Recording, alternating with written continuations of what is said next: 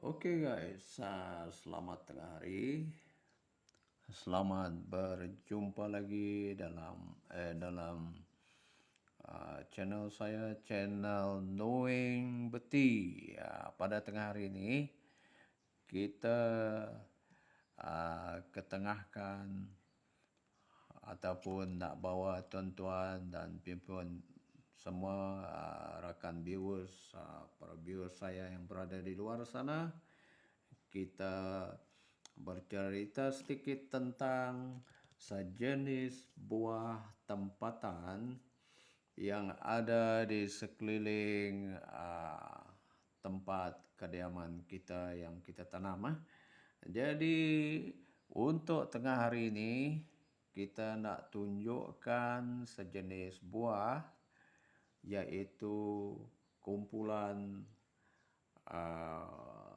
buah raja durian, tapi ini bukan buah durian, sebab durian sekarang guys dia sudah balik ke pangkalnya dan musim sudah berlalu. Sebab durian ni dia bermusim.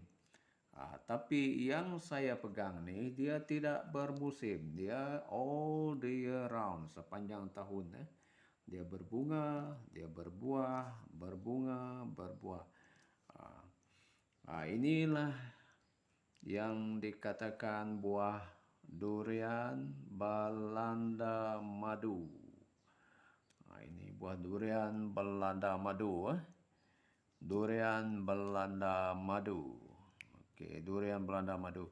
Jadi durian Belanda madu ni dia bentuk dia sama seperti durian Belanda yang biasa. Cuma perbezaan dia ialah rasa dia, dari segi rasa dia. Itu saja perbezaan dia.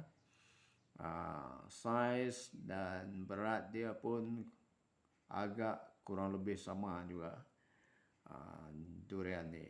Dan musim dia pun sepanjang musim, all the year round. Kita difahamkan dari durian Belanda ni lah kita dapat jus dia yang kita minum di kedai-kedai, di tempat penyediaan makanan tu, gerai makanan dan sebagainya. Dan ada juga yang kita dapat ianya dibotolkan, sudah dibotolkan.